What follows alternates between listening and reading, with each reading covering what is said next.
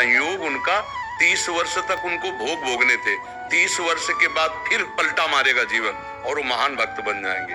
ये नहीं कि शराब पी रहा है, मांस खा रहा है, व्यभिचार कर रहा है तो उसके जीवन में भजन पूर्व नहीं रहा है। अब जिस दिन पलटा मारेगा, किसी संत की वाणी जैसे चिंगारी है और फूस रखा हुआ है, ज्वाला बन गई थी चिंगारी, उसके जीवन में था अल्ले और कोल्ले जी में जो बात, हाँ, जो अल्कोल्ले जी का चरित्र आता है वो इस बात का प्रमाण देता है कि देखो राजा के संग वो सब खाना पीना शिकार सब करते थे, लेकिन थोड़ा सा परिवर्तन हुआ, महाभागवत बन गए। तो इसका मतलब इस जन्म का नहीं था, पूर्व जन्म का उनका वो भोग विलासिता भी थी और पूर्व जन्म का भजन भी था। और जब भजन का समय आया तो भोग विलासिता मिटिया मिट हो गई और महापुरुष बन गए।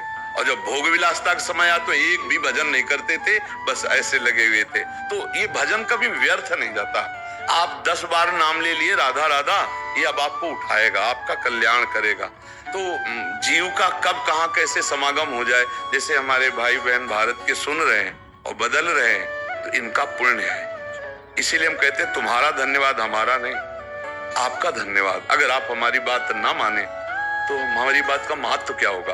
आपने बात को पकड़ा, आपने बात को माना, तो आपके जीवन का परिवर्तन हुआ, तो आपको धन्यवाद। पर जी आप एक वक्तव्य में कहते हैं पुण्य पुंज बिन बिले न संता जी, तो मतलब पहले उनका बिल्कुल बिल्कुल, हाँ बिल्कुल बिल्कुल बिल्कुल।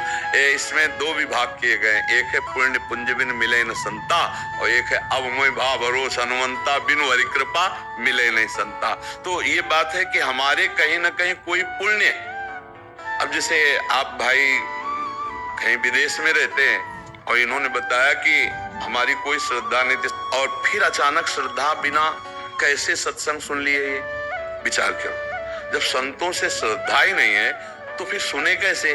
तो कहीं ना कहीं श्रद्धा थी, ये जान नहीं पा रहे थे। इनके अंदर श्रद्धा थी, पर इनकी श्रद्धा को जागृत करने की जरूरत थी, फू मारने की चिंगारी थी, तभी पकड़ लिया। देखो आज वृंदावन में संत समागम में बैठे